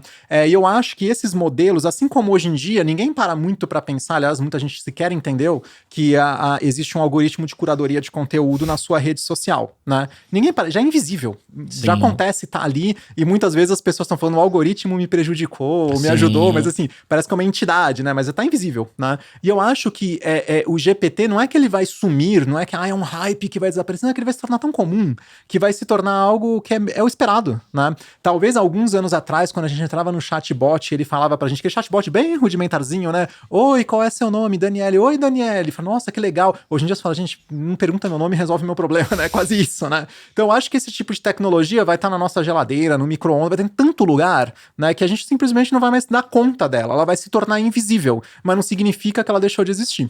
Muito legal. Dani, mudando de tema, né? A gente estava até falando antes de começar a gravar, você produz bastante conteúdo, né? Então você tem livro, vai vir outro, a gente já fala sobre isso, você tem a coluna Marie Claire e por aí vai, né? Como que é a sua... Você tem uma rotina de produção de conteúdo, uma cadência, ou não vou falar empírico, né? Mas é sob demanda, assim? Cara, eu gosto de, por exemplo, eu gosto de falar num podcast, porque eu acho que o entrevistador, ele agrega muito, né? Porque ele traz uma visão e, de certa maneira, conduz o seu próprio pensar. Então, assim, a demanda, ela não me pressiona. Eu não costumo ter, digamos, bloqueio criativo, né? Porque ou eu tô num podcast ou alguma revista me pediu um artigo, muito pelo contrário, eu adoro, né? Inclusive, o meu livro, Sou Daniele, é um livro que ele foi editado desde o nascimento, né? Que era mais ou menos assim, a editora falava comigo, como é que você começaria o livro? Eu mandava um capítulo, o que você acha da gente ir por ali? E não sei o quê. Então, assim... Colaborativo. Colaborativo, eu acho fantástico, eu adoro ter alguém pra, digamos assim, não me gera bloqueio criativo, muito pelo contrário. Você duplou com o editor ou editora, então, né? Quase, né? Sim, total, não. É a pessoa que eu mais falava por X meses, o dia inteiro, né? Tinha alguma ligação, alguma troca, né? Então, assim, você vai construindo esse processo, eu acho muito, muito rico, né? Escreve, manda, volta, escreve, então assim, é muito legal. Agora, isso não tira a minha espontaneidade criativa também, que aí ela não tem uma lógica muito clara, né? Ela começa com uma ideia, né? Aí eu vou anotando, aí eu vou pensando, né? Pra mim, no meu caso, envolve muito encontrar uma música também pra dizer, e às vezes a música não tem nada a ver, né? Nem a letra tá relacionada com o que eu quero falar, mas aquela batida, aquele ritmo, ele vai me fazendo inspirar. E às vezes eu ouço, até você olha aquele negócio lá do Spotify lá que fala quantas vezes você ouve. Nossa, tem música que eu ouço, sei lá, 400 vezes no ano. Porque que é quase que um mantra. E muda. E depois de um tempo muda. Que eu falei, não, eu já encontrei o que eu queria falar através dessa música, né? E às vezes é uma coisa que realmente não tem nada a ver com o que eu tô fazendo, mas a música, ela promove quase essa sinestesia no meu processo criativo de encontrar digamos, como escritora, a musicalidade do que eu quero dizer. Vai estar escrito. Não é uma música. Eu não tô fazendo uma outra música. Tá escrito. Mas eu acho que a música tem esse poder de mexer com a gente e encontrar as palavras, percebe? Mas eu não tenho uma rotina de criação, não é acidental, muito pelo contrário, né? Sempre você vai se tornando mais sharp, mais, sabe, você vai tendo feedback. A minha esposa me ajuda muito, que ela gosta, né? Diferente de mim, que eu não sou tão ligada em redes sociais, tudo mais, ela gosta, ela acompanha. Ela fala, olha, então ela me dá muita dica de como produzir esse conteúdo para uma formatação de uma rede, que não adianta, né? Você pode ter um ótimo conteúdo, se ele não fala a linguagem do seu público, não adianta. Exato. Né? Então ela me ajuda muito nisso, mas o meu processo criativo, ele funciona bem sob demanda, e eu tenho o processo criativo quase que é espontâneo, assim, não tem muita regra, ele simplesmente vem. Então, tipo, redes sociais pode ser mais espontâneo, né? E aí quando você tem uma pauta e regularidade, tipo uma coluna na Marie Claire que você tem, e aí você tem que pautar, pensar, né? E aprofundar até Exatamente. chegar no resultado, né? E aí falando da sua coluna, né? Se não me engano, seu último artigo fala sobre 40 anos, e até tá no seu Instagram, né? Sim, 40 é fabulosa. Você mudou o user, não é o user, o nome, Isso. né, no perfil, né? Como que tá esse momento, né? Porque eu já passei por essa fase dessa virada de década e tal, mas como que você vê esse momento que tem... Acho que é um momento que a gente tem uma percepção de um acúmulo de repertório e experiência, mas com muita vitalidade para fazer muita coisa ainda. E você é um exemplo disso, de tantas coisas que você faz, né? Como que tá a fase? Então, é uma fase muito legal, né? Como é que eu cheguei nela? Eu escrevo pra Marie Claire há muitos anos, né? E eu escrevia basicamente sobre transgênero, né? Era gênero, transgênero. Era isso, essas eram as minhas colunas, né? Quando a Planeta me convidou pra escrever o livro, primeiro dei uma freada nas colunas, como comecei a me dedicar demais ao livro, né? E aí, quando eu acabei o livro, eu me senti num esgotamento de pauta. Eu falei, tudo que eu queria falar sobre gênero e transgênero, eu já falei. Eu não tenho mais o que acrescentar, né? E eu lembro que eu até conversei com a editora da Marie Claire, a ótima, ela, Dani, faz algum tempo que você não escreve. Eu, pois é, mas é que eu não sei mais o que escrever, né? Ela, não, mas ela é tão boa, suas colunas continuam escrevendo. Eu falei, bom, eu vou dar um tempo, né?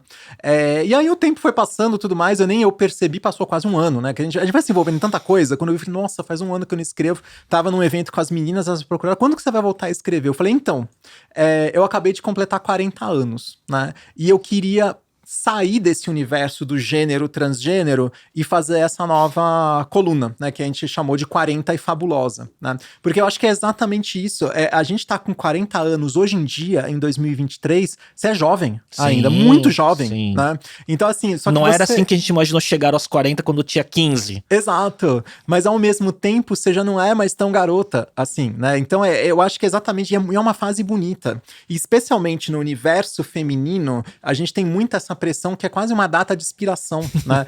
Quem nunca ouviu, o homem envelhece como um bom vinho, né? Isso é... E a mulher, o que ela foi? Ela deve ter sido uma... Por que deve ter sido uma linda mulher? Por que não é agora? Percebe? Sim. Então, assim, eu falei, cara, eu quero escrever...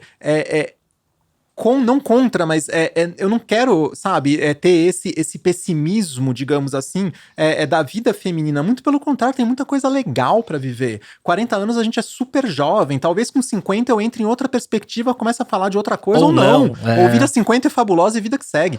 Entendeu? Então assim, mas nos 40 anos eu acho que é um repertório muito rico, muito legal, a gente já ganhou muita coisa, a gente já tá com muita liberdade e é hora de colocar pra fora mesmo, sabe? Que a gente percebe o quanto, né, especialmente quem fez muita terapia, você percebe o quanto te moldaram, te colocaram na caixinha ao longo de muitos anos. E você tá na plenitude ainda do teu corpo, da tua mente, do teu aprender, sabe? Tem muita coisa pra doar ainda pra sociedade e você não tem mais aquelas travas, né? Então é muito gostoso e tá um processo super legal.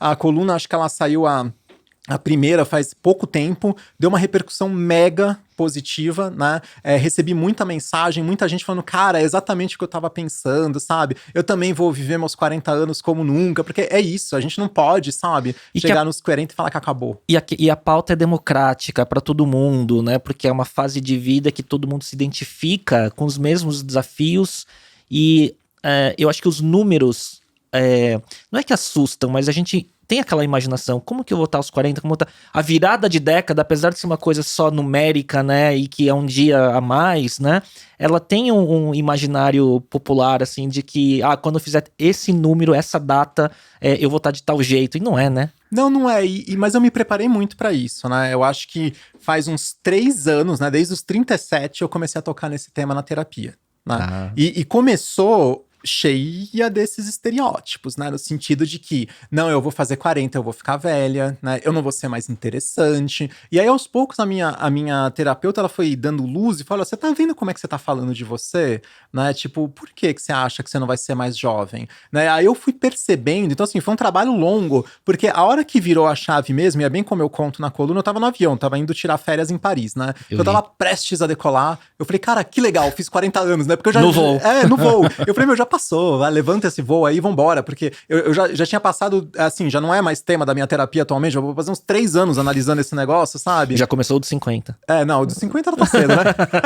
Deixa eu chegar nos 47, eu começo dos 50, mas, cara, eu falei, cara, isso não é mais tema não, entendeu? Agora é viver e tudo mais. Então, assim, eu fiz uma preparação. Eu acho que isso é importante na vida, né? A gente preparar as nossas emoções por que tá vindo, porque sim, simbolicamente é muita coisa fazer 40. 30 também mas não é tão forte, porque você ainda é muito jovem aos olhos da sociedade. Mas 40 é muito forte, que a idade adulta começou, né? De fato, não tem como você falar, não, começou a idade adulta. Não tem como falar que não. Agora, então, se você não se prepara pra esse momento, eu imagino que deve rolar uma angustiazinha, mas eu me preparei com 3 anos de antecedência e pra mim foi decolar no avião e falar, meu, legal, desce o champanhe aí, vamos comemorar. Ô Dani, e tudo isso parece que traz, quando você fala sobre uma questão de entendimento de si, né? Eu não sei se eu percebi quando eu vi os seus conteúdos, uma certa liberdade criativa, que, por exemplo, o seu próximo livro, pelo que eu vi no teaser de que vem esse ano, é uma coisa tão diferente, né? Que junta literatura com mangá. De onde veio essas inspirações todas? Sim, assim? O que acontece, né? Eu tenho o meu primeiro livro, né? Não é o mais famoso, que o mais famoso é o Sou Daniele. O meu primeiro livro chama O Reino de Sara, né? Que é um livro que eu comecei a escrever com 15 anos. Caramba. E eu respeitei o formato dele, né? Então, assim, são 3 livros dentro de um só, né? O livro 1, ele tem uma linguagem, inclusive, bem menos rebuscada, porque eu comecei a escrevê-lo quando eu era muito jovem, né? O livro 3 eu escrevi no meio da pandemia, então a linguagem é muito complexa, que eu já tava num outro momento de vida e de amadurecimento, né? 20 anos de diferença quase entre o início e o fim, da obra. E o que é legal é que eu mantive... Porque assim, eu tinha 15 anos, eu basicamente escrevia pequenas anotações. Eu não tinha, digamos assim, uma capacidade de escrever prosa como eu escrevo hoje, né? Então eu mantive o que veio, digamos, a ser reconhecido como uma prosa poética, que é uma série de anotações, forma poesias, então são 300 páginas de poesia, o livro, né? Então ele forma uma poesia, né? Mas é na forma de prosa também. É quase assim, a história, ela é uma metáfora de gênero, né? Mas você tem uma princesa aprisionada que ela começa a debutar, só que o debutar dela, enquanto a família quer que ela dance, né, e o básico digamos assim, do aprisionamento de gênero europeu, enquanto a família quer que ela dance e conheça o príncipe, ela quer se libertar, até que ela percebe que ela no enredo, o castelo é destruído e tudo mais, ela se torna guerreira pra se tornar fada, pra se tornar andrógina, e aí ela percebe quem ela é, né, e isso é um desenvolvimento, uma indagação muito grande que eu fiz ao longo dos anos. E as pessoas me perguntam, isso é um livro biográfico? Sim, ele é um livro biográfico, metafórico, né? Extremamente metafórico, não dá pra... isso aqui foi isso da sua vida, que teve até gente que me conhece de muito perto. Esse trecho aqui, você tá falando disso, falei, gente, não dá. É muita metáfora, mas sim, né? E eu respeitei e assim, eu fiz uma produção pequena, porque eu falei, cara, eu acho que é uma obra muito interessante de se contar, né? E obviamente ela ficou um pouco mais próxima de mim, não chegou a furar, entre aspas, a minha bolha, né? Mas foi interessante. O Sou Daniele é outra pegada, né? Primeiro já era uma escritora muito mais gabaritada, né? O Sara também, quando eu lancei, obviamente passou por uma edição complexa, então assim, ele tem uma linguagem, só que ele é uma linguagem não muito fácil, inclusive, que prosa poética muita gente tem até uma dificuldade de ler, né? Então ele não é uma linguagem fácil, né? O Sou Daniele, eu já tinha X anos de coluna, tudo mais, comigo, já tinha muita formação em escrita criativa, né? E como eu te falei, foi um livro bastante tailor-made com a editora, e a gente alcançou um formato super bacana e óbvio, ele foi muito além, né? E se tornou a minha referência literária. As pessoas me conhecem como escritora pelo Sou Daniele, porque é um livro que vai muito além, né? Digamos, de mim, da minha rede. De vez em quando eu tô andando assim no shopping, eu li, não sei o que, às vezes a pessoa saca, você pode assinar? Eu falei, nossa. Então é um livro que foi muito além de mim, né? E é muito legal. E aí, o terceiro livro, né, que eu tô escrevendo, que é Nara e o Sonho Improvável, né, eu voltei de novo para essa literatura juvenil, que é o mesmo tema do meu primeiro livro, né, só que eu voltei de outra forma, né, falei, primeiro, com todo, digamos, não capacidade, mas com toda a elaboração de prosa, que eu já tenho, né, que eu desenvolvi ao longo de muitos e muitos anos, né, então com uma linguagem muito mais amigável para o leitor, né, se vai ou não furar minha bolha, não é esse o meu ponto, mas é uma linguagem mais amigável para o leitor, e eu falei, cara, por que eu preciso voltar tanto para a minha, digamos assim, adolescência. Porque como pessoa trans é um período muito conturbado, né? Então eu preciso sempre voltar e contar alguma história. Falar, então Nara é um livro biográfico? Tudo que eu escrevo é biográfico, não tem como não ser, entendeu? E novamente, eu volto a olhar para minha adolescência e passo, tá, mas que elementos eu passei ali que eu preciso ainda compreendê-los, né? E aí eu chego nas artes marciais, né? Porque parar as artes marciais, para mim, foi um grande trauma de vida. Que quem me incentivava a lutar era minha mãe. Quando ela falece, cara, eu fico completamente desnorteada, percebe? Então, eu não consegui lutar por 20 anos, né? Eu só fui voltar a lutar, eu já tava com 38 anos de idade, Pouco tempo atrás. Pouco tempo atrás. E aí, eu volto a lutar, eu começo com todas aquelas lembranças do que passou e tudo mais, e aí eu comecei a escrever o livro da Nara, né? Só que aí, por onde que eu mantive aceso em mim a vontade de Dani artista marcial? Pelos mangás, pelos animes. Então eu peguei tudo aquilo que foi importante pra mim, todas essas E você consumia muito mangá mangá e e eu consumo anime? até hoje, né? Eu tenho assinatura de anime, de mangá, Olha até hoje eu só, consumo, né? Que legal. Então eu peguei tudo aquilo que era referência importante pra mim e procurei responder como que isso me tocou. Se eu fosse escrever uma história, né, sobre esse período da minha vida e a minha relação com os animes e com os mangás, como foi que isso me tocou? Mas eu saí, digamos, da elaboração do eu lírico, que é o Reino de Sara, que é uma elaboração muito grande da alma mesmo, né, do eu lírico. Eu falei, tá, agora deixa eu escrever numa linguagem muito acessível, né, pra, digamos, pra comunidade. Eu já mandei pra algumas pessoas lerem, amaram o livro, porque realmente é muito interessante, porque eu coloco, né, na verdade são duas personagens, né, uma de cabelo rosa, a outra tem o cabelo azul, né, porque elas representam o transgênero, a bandeira trans é azul, rosa e branco, né, então elas representam, o kimono é branco, elas têm o cabelo, né? As duas são trans, né? E elas salvam o mundo. Eu falei, cara, será que não é interessante a gente mudar um pouquinho? Por que assim, a figura feminina, né? Se a gente olhar dentro da literatura clássica, ela é sempre salva, né? Vai lá, mata o dragão, acorda a princesa, ela é sempre salva, né? Então eu falei, deixa eu inverter isso, obviamente. Não fui eu que fiz, já tá feito há muito tempo, né, no universo literário. Agora eu falei, cara, mas eu vou ainda inverter um pouco mais a expectativa. E se as pessoas trans salvassem? Né? Por que não, né? Dentro desse universo literário? E aí eu inseri elas numa comunidade, óbvio, tem a comunidade antagônica, que é extremamente transfóbica e quer dominar essa comunidade que elas vivem, só que na comunidade delas não existe preconceito de gênero, percebe? Então elas sequer têm consciência que elas são trans, porque elas simplesmente viveram a vida delas em paz, da maneira. E elas se tornam as todas poderosas que libertam o povo delas da opressão. Falei, deixa eu inverter um pouquinho aqui, entendeu? Então, assim, no final do dia, né, que eu tava falando pra mim, pra você, é muito da interpretação, de como esses elementos entraram em mim. E é mais ou menos dessa forma, do nunca desistir, da superação. Um dia você se torna a guerreira, um dia você se torna a artista marcial. Então, tudo isso que eu consumi de conteúdo, né, isso eu aprendi muito na terapia. A ficção, ela é importante. A gente tem que escolher, inclusive, a ficção que a gente consome, porque ela molda a gente. Tudo isso que eu consumi me ensinou a lutar. E aí eu traduzi essa, digamos, o efeito desse consumo nessa história. E foi daí que surgiu e eu fiquei quase um ano escrevendo. É só escrito como literatura, né, em formato de livro tradicional, ou tem ilustração, tem, enfim, o desenho tipo mangá, como é que é? Tem o desenho tipo mangá. O que acontece? Eu fiz a transição dos capítulos, é uma página de mangá, né? Então você tá vendo ali a historinha, né? Você vai lendo a história, porque eu acho que a literatura é importante. Acaba o capítulo, vai ter a transição pro outro, é o mangá. O mangá, ele é uma página, equivale aos 2 primeiros parágrafos do capítulo que abriu. Que legal, que legal. Eu sou muito vidrado no tema, porque a minha filha desenha muito bem, Olha sabe? só. E estilo de mangá, ela tem 13 anos, né?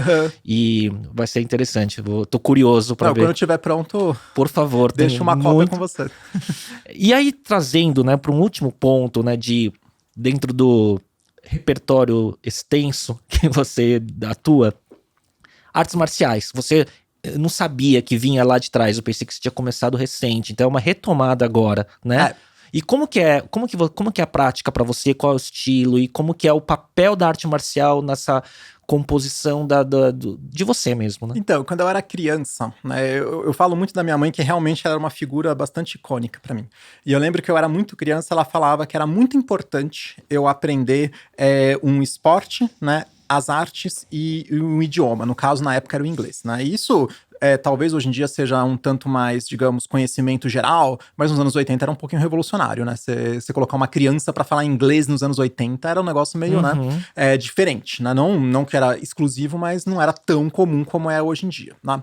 E uma das coisas que ela falava, e esporte eu sempre tive muita dificuldade, porque como eu sou trans, era um ambiente de muita exposição pra mim, né? E geralmente, assim, anos 80, aquela divisão, meninos, meninas, né? Então me colocavam com os meninos, eu ia pro futebol, batiam, tomava carrinho, tomava falta. Então, bullying pra caramba naquela época, né? A gente não dava esse nome, mas era um bullying. Não tinha o termo, né? Exato. Então, assim, eu tinha muita dificuldade com esporte. Eu fazia natação, né? Porque é um esporte um pouquinho mais individual, mas ainda assim, de vez em quando alguém passava, me afundava na piscina, né? E aí ela me inscreveu na época no karatê. Né? E eu ia pro karatê, eu colocava lá o kimoninho e tudo mais, eu falava com ela, mãe, mas eu não quero lutar, eu não quero machucar ninguém. Ela falava, mas é que você vai ter que muito aprender a se desenvolver na sua vida, a se defender na sua vida. Eu falava, como assim? Ela falava, não, escuta sua mãe, você precisa aprender a se defender. Né, você vai precisar disso na vida, né? Eu achava tão engraçado, né? Hoje em dia, assim, infelizmente, eu não pude ter esse diálogo. Eu falei, o que você queria dizer com essas pequenas dicas que você foi me dando ao longo da vida, né? É muito interessante, né? E aí era um ambiente muito diferente. Porque você tem sempre a figura do sensei, do mestre, né? Então ele não deixa o bullying acontecer, né? Ele educa as crianças, e aí era um dos poucos ambientes, né, que eu me sentia, assim, de vez em quando tinha umas competições um pouquinho mais hard, mas dentro ali do treino, era um dos poucos ambientes que eu me sentia igual. Tava todo mundo com a mesma roupinha, não tem separação, né? Essa é a roupa dos meninos, essa é das meninas, todo mundo com a mesma roupinha, todo mundo por um objetivo comum, e eu tava aprendendo a lutar e me defender. Só que minha mãe faleceu, né? E eu nunca mais consegui pisar num tatame, porque era muito dolorido pra mim. Tá? Então, quando eu fiz os meus 38 anos de idade, foi basicamente assim, eu falei, cara, eu preciso voltar a lutar, né? E eu fui procurar uma escola, fui atrás e acabou que eu me interessei pela filosofia da escola, só que as artes marciais eram taekwondo, né? Eu falei, cara, mas eu fiz karatê, eu falei, mas ao mesmo tempo eu não lembro de nada, né? Não sei nem fazer um chute, qual que é o sentido de falar que eu fiz karatê quando eu tinha 9 anos de idade? Mas não tem sentido nenhum, né? Não tem programação motora mais, quase, nada, né? nem lembrava de como contava até 10, não, nada, né? E aí eu comecei o Taekwondo, graduei, porque no método que eu faço, você gradua, faixa branca, tudo mais, né? Então assim, aí eu falei, cara, que legal, né? Eu tô aqui me desenvolvendo, tudo mais. E aquilo comecei a mexer muito comigo. Não raro saiu um livro dessa experiência inicial, né? Que é a Nara, né? E aquilo começou a mexer muito comigo, essa filosofia. E aí eu comecei a perceber o quanto eu tinha que lutar. E eu fiquei basicamente o primeiro ano, que foi da faixa branca até a faixa laranja, eu basicamente ficava... O meu tema de terapia era artes marciais.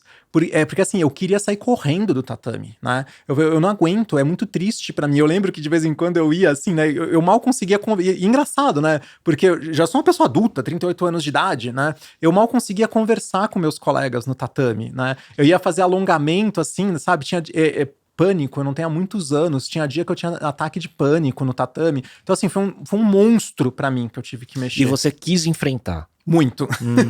Então eu fiquei assim, um ano lutando. Hoje em dia, cara, é um dos momentos que eu mais me divirto no meu dia, entendeu? Eu dou risada pra caramba, sabe? Às vezes acerto, às vezes erro, às vezes tropeço, às vezes volto com um roxo pra casa, mas virou algo lúdico, mas eu precisei enfrentar um monstro, entendeu? Que foi voltar a lutar. Agora, a arte marcial, ela te ensina... Primeiro, eu acho que essa relação da igualdade é muito interessante, né? Estamos todos sempre... Porque, assim, quem conhece sabe que o faixa preta...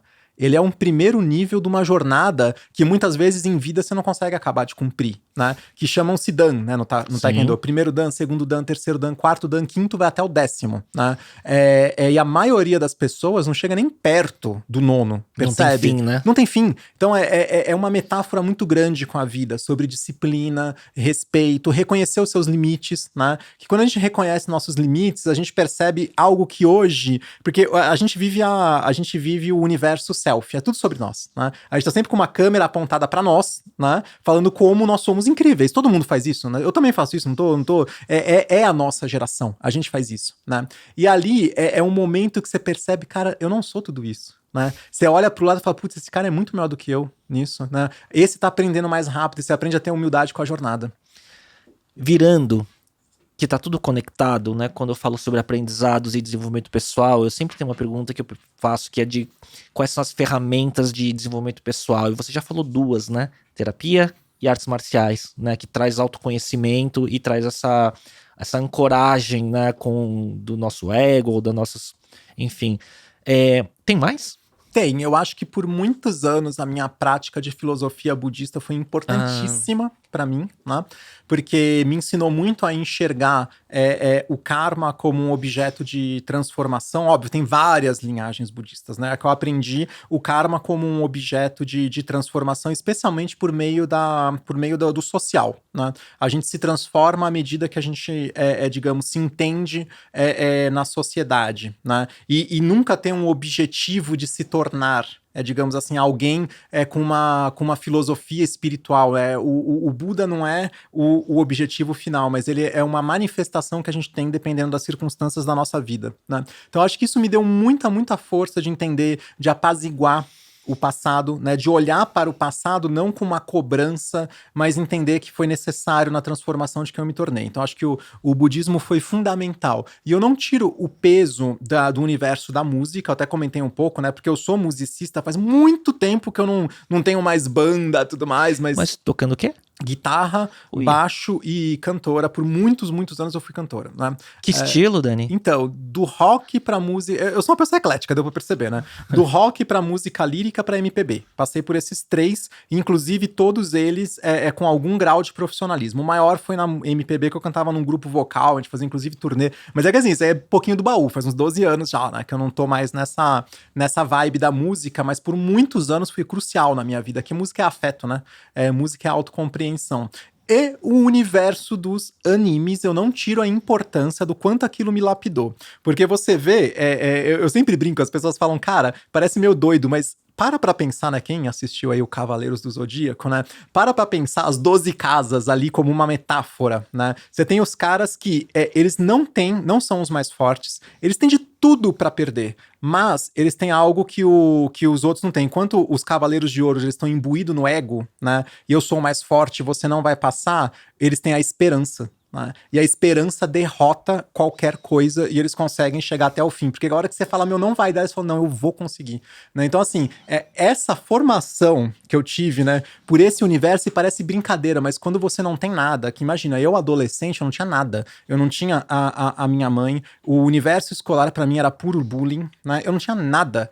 Mas eu tinha sabe, a TV Bandeirantes, ou seja lá qual que passava à tarde. Acho que era Manchete. Acho a Manchete, nossa, Manchete. Né? Passava à tarde, eu ficava vendo lá, se fosse o Dragon Ball, fosse o Cavaleiros do Zodíaco, fosse o One Piece, qualquer um deles, eu falava, não, cara, dê um jeito sim. Vem sempre esses caras do mal aí, mas parece que no fim, quase as esperanças perdidas, mas tem como se encontrar, entendeu? E isso foi importante pra mim, pode parecer, eu sempre falo pras pessoas, eu sei que parece meio maluco, mas foi muito importante. E não raro eu quis significar isso num livro. Perguntas rápidas derivadas disso. Você fala de mangá, anime e tudo mais. Cultura pop como um todo? Cultura pop como um todo, mas especialmente... Quadrinhos, filmes, séries... mas eu sou muito mais ligada no anime mesmo, entendeu? Eu acho que cultura pop como um todo entra, mas eu sou muito ligado, inclusive eu assino streaming específico de anime. Por muitos anos eu assisti cinemas de arte também, ali na região da Paulista, fosse o Belas Artes, Reserva Cultural, Cine Sesc, né? Tinha o que ficava, acho que ainda tem, ao lado da antiga Livraria Cultura. Eu frequentava muito esse universo, então muito do meu repertório intelectual veio da quase década que eu morei ali, assistia, sabe, 2, 3 desses filmes, e às vezes são uns filmes bem pesados, né, bem complexos de digerir, né, Sim. E assistia 2, 3 no final de semana, mas animes e mangás eu assisto muito, eu não tenho, tem pessoas que têm um repertório enorme, eu assisto os que eu gosto, repetidas vezes. Exatamente. Segunda pergunta derivada desse tópico. Você falou guitarra, rock, porque eu toco guitarra. Então, pedal de overdrive, isso tudo. Opa, eu já tive. Valvulado. Não, eu já tive. Eu tinha um Marshall valvulado, que era o meu xodó. JCM. Não, eu teve uma época, né? Foi um pouco antes de eu ir pra Nova York, né? Que eu tinha muito, mas muito equipamento, que foi ao longo da minha vida inteira, né? Eu literalmente... E vira colecionador, né? Então, eu não tenho mais nada. Olha a história. Né? Eu tava indo pra Nova York, eu falei, eu vou colocar tudo isso num storage, né? Num lugar de armazenar. Aí eu falei, cara, honestamente, faz 10 anos que eu não mexo em nada disso. E tem gente aí fora que quer fazer show. Eu tinha inclusive, aquelas PAs de show. Tinha tudo que você puder imaginar. Sabe o que eu fiz? Eu aluguei uma Fiorino. Eu enchi a Fiorino, fui na Teodoro Sampaio, parei numa loja... De usados. De usados e falei, quanto você me dá no porta-mala da minha Fiorino? Nossa. Né? Aí o cara, deixou dinheiro na mesa, porque eles pagam barato. Com certeza. Mas eu falei, cara, whatever, entendeu? Tá na hora de eu deixar isso pra trás, né? E de fato, né? Eu também tinha um deadline pra viajar, porque eu poderia ficar vendendo ao longo do tempo, mas não ia conseguir. Aí eu parei lá, o cara, não, a gente fez até com uma negociação razoável, viu? Pra ele também deve ter sido muito boa. Agora foi legal, o cara ele olhou pra minha cara. De onde você tirou esse equipamento todo? Eu falei, a vida inteira, mas não me significa mais, eu quero deixar aqui. E ficou mesmo ou você sente saudade de ter como colecionáveis, assim? Não? Nada, não. Passou pra mim essa época. Eu acho que se eu começasse agora de novo, ia ser outra relação, entendeu? Entendi. Não é mais a mesma pessoa. Aquilo lá tinha uma história, foi legal enquanto durou, entendeu? Mas se eu fosse seguir hoje, eu seguiria outro caminho, né? Atualmente eu tenho só um violão, que eu encomendei de um luthier, né, fez pra mim um violão maravilhoso, né, e é tudo que eu tenho é aquele violão, e quando eu quero eu toco e tô feliz. Essa história do levar Fiorino e na Teodoro Sampaio, eu tive várias fases de contato com música e tocar, né? Então, no final da minha adolescência, início da vida adulta, quando eu comecei a empreender, quando eu comecei a ganhar meu primeiro dinheiro, né, por mim, né, com 20 baixos anos, eu comecei a comprar e colecionar instrumento, pedal, amplis. E eu lembro que eu comprei na época uma Gibson Les Paul 1960 Classic. Puta, era muito cara. Naquele case, né, de couro, abre, tem aquele tecido roxo dentro, né? Era o mesmo modelo que o Jimmy Page, era as Specs do Jimmy Page, né, do Led Zeppelin, né? E daí, quando eu passei por uma crise profissional, financeira, no meio dos 20 e tantos anos, que eu achei que era o dono do mundo, que, né, era um grande empreendedor, e de repente passei por uma crise, eu tive que fazer dinheiro e levei essa guitarra numa loja que era a Gang, lá na Teodoro Sampaio, numa esquina, que eles compravam usados, né? E eu precisava da grana e pagaram tão barato naquela minha guitarra que valia, sei lá, $10 mil, e pagaram 1/3 disso, mas eu precisava fazer dinheiro na hora, né? Então eu tenho essa memória parecida, sabe, da sua Fiorino. Super vai ao encontro, né? A minha guitarra principal, que esse dia eu me desfiz de umas 5, mas eu tinha a minha guitarra principal, que era uma Fender Stratocaster original também. Americana. Essa eu vendi no particular. Essa daí foi a única que eu vendi no particular, porque realmente ela tinha um valor de mercado infinitamente maior. Eu voltei com ela pra casa e falei, nossa, essa aqui eu vou vender no particular. As outras que, assim, não eram tão top assim, eu falei, cara, não vai ser, eu conseguiria mais, mas enfim, eu vou tocar o barco, são equipamentos usados e alguém vai tocar, alguém vai ser feliz, alguém tá fazendo show com isso hoje em dia. Ô Dani, vou pra reta final com as dicas. Eu sei que você fez o seu pre-work aí, né, dos 5 tópicos aqui, então vamos lá. Primeiro é um hábito que te ajuda no dia a dia. Bom, já falamos, artes marciais pra mim é crucial, eu faço quase todos os dias. Perto de casa. Perto de casa. Legal. Um livro que você recomenda. A Bela e a Fera, de Clarice Lispector. Inclusive, um dos contos, A Bela e a Fera, ou A Ferida que é Grande Demais, né? É fenomenal, que fala exatamente sobre essa relação que a gente tem com a vida e qual ao que a gente dá importância. Muito legal. Um podcast, filme ou série que você gostaria de recomendar? Seria qualquer conteúdo que você tenha consumido e que você recomenda. Olha, eu tô assistindo ainda, tô no finalzinho, eu fui um pouquinho latecomer pro Ted Lasso, né, que tá no Apple. Fantástico. Porque ele fala com uma leveza que parece que é só comédia, né? Mas liderança. Tá falando, né, liderança, empatia. Qual que é o papel do homem, a empatia, temas femininos, LGBT, tá tudo ali num universo que, de certa maneira, é um dos maiores agregadores do mundo, que é o futebol, né? É uma linguagem que quase todos os povos falam. Então é lindo. E assim, eu tô realmente encantado, tô nos últimos episódios. Lá na Apple TV Plus tem aquele Severance também, não sei se você já assistiu, que é sobre um futuro distópico que mexe com ruptura de consciência, mas também é uma boa dica. Assistirei. Depois de Westworld também. Um app não óbvio que você usa com frequência. Então, talvez para vegetarianos seja óbvio, mas para não vegetarianos chama-se Happy Cow. É um aplicativo que ele é uma espécie de um The Fork vegetariano, né? Olha, então, você é vegetariana. Eu sou vegetariana. Então, qualquer cidade do planeta que você tá, abre o Happy Cow, ele te dá ótimas sugestões. Olha. Então, eu sempre falo que às vezes as pessoas procuram vegetarianismo, né, por uma questão de alimentação saudável, ou querem experimentar alguma coisa diferente e tudo mais. É super legal, chama Happy Cow. É bem famoso no mundo vegetariano. E daí, ele tem um inventário de opções Brasil, São Paulo, obviamente. Tem, qualquer lugar. É porque é o mesmo funcionamento, né? Um marketplace lá que a pessoa vai, cadastra o restaurante dela e recebe reviews, entendeu? Então é excelente. Tem todas as cidades, quase todas as cidades do mundo que eu já fui e funciona. A minha esposa é vegetariana. Eu sou de parênteses, né? Minha esposa é vegetariana. Minha filha é carnívora, eu sou carnívoro. Porém, eu tive 2 anos vegetariano filosoficamente, porque eu tive um período mini sabático na Índia, fiquei lá mais de um mês no ashram só meditando, das 5 da manhã até meia-noite. E daí quando eu voltei, tava com aquela energia sutil, você que segue budismo e tudo mais, aquela energia sutil que é difícil de explicar, porque parece que você tá falando de coisas esotéricas, mas né, e tava muito conectado e tal, e fiquei vegetariano filosoficamente por 2 anos, até o momento que o corpo ou a vontade pediu a carne de volta e tudo mais, né? Mas minha esposa é vegetariana, e ela tem muita dificuldade de ter dicas gastronômicas de qualidade para variar o que ela come. Olha, né? o Happy Cow é excelente, né? E nessas minhas últimas férias dos 40 anos, eu comecei em Paris e eu terminei em Berlim, né?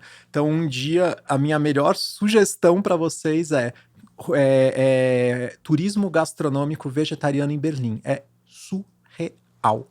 Eu acho que tem 4 ou 5 restaurantes Michelin 100% vegetarianos. Alguns são 100% veganos. E é surreal. Caramba. É assim, eu não consegui ir em todos, né? Porque por uma questão de reserva, uma questão de budget, não dá também, é muita comida, né? Mas eu fui em 3 e assim, olha, é uma coisa assim, eu nunca tinha visto uma alimentação vegetariana tão bem feita, com uma explosão de sabores, de texturas, é um negócio assim muito legal. Eu quero voltar a Berlim pra comer comida vegetariana, que é muito legal. Dani, quais são seus top opções vegetarianas de São Paulo? São Paulo tem um restaurante que eu gosto muito, que fica ali na Vila Madalena, que chama Banana Verde. Ele tem uma pegadinha bem refinada. Tem o restaurante da Bela Gil, que eu acho muito gostoso. É pertinho, uma caminhadinha você chega, né? Ali na Bela Vista tem o Pop Vegan, outra pegada. É uma pegada muito mais, digamos assim, mais simples, mas comida bastante gostosa. Tem um que eu acho fenomenal no Brooklyn. Ele é um laranjão, assim, acho que chama restaurante vegetariano. Não chega a ter um nome... É muito, muito diferente, mas ele é todo laranja, assim, e é preço fixo e uma variedade. O próprio dono cultiva, e é grande, né? O próprio dono, você imagina, não, né? É gigante o restaurante. Ele cultiva as saladas, então aquela coisa toda orgânica, aquela comida muito farta e gostosa. Eu acho que esses aí são uma belíssima introdução pra gastronomia vegetariana de São Paulo. Puta, vai ser um post carrossel de dica de roteiro gastronômico desse episódio aqui. Último, né? Então, uma frase que você se identifica, top of mind, enfim. Não, eu separei no meu pre-work, então, que ela é um pouquinho maior, mas eu vou ler. Na verdade, é do Senhor dos Anéis. A gente tá falando de cultura pop, esqueci de um fundamental sobre ensinamentos de vida, que é o Senhor dos Anéis, né? E é um diálogo que o Frodo tá tendo com o Gandalf, que vai assim: eu queria que tudo isso não tivesse acontecido no meu tempo aqui, disse Frodo. E eu também, respondeu Gandalf. Assim como todos aqueles que vivem em tempos como esse. Mas não cabe a eles decidir isso. Tudo o que temos que decidir é o que fazer com o tempo que nos é dado. Nossa. Eu acho uma frase fantástica, é um diálogo, mas eu acho extremamente profundo, né? E isso mostra aquilo que a gente estava falando, né? Como lidar com as angústias. Atemporal. Muito. Dani, queria te agradecer, viu? Baita papo. Eu acho que a gente conseguiu passar por tanta coisa, né? De vida profissional, origens, referências, diversidade, mas principalmente de temas tão legais como falar de AI do ponto de vista de consciência e trocar repertórios, né? Obrigado mesmo, viu? Não, obrigada a você. Eu adorei. Acho que foi pra mim aqui a gente continuava falando. Foi uma conversa super gostosa, super fluídica. Um prazer enorme. Muito obrigada por me receber. Dani, obrigado. Tenho certeza que a audiência toda... A gente tem taxa de retenção muito alta. Eu tenho certeza que esse vai ser um dos episódios. Pra quem chegou no fim é vegetariano, né? Tem um prêmio no final. Com certeza. E a gente volta na próxima semana. Tchau, tchau.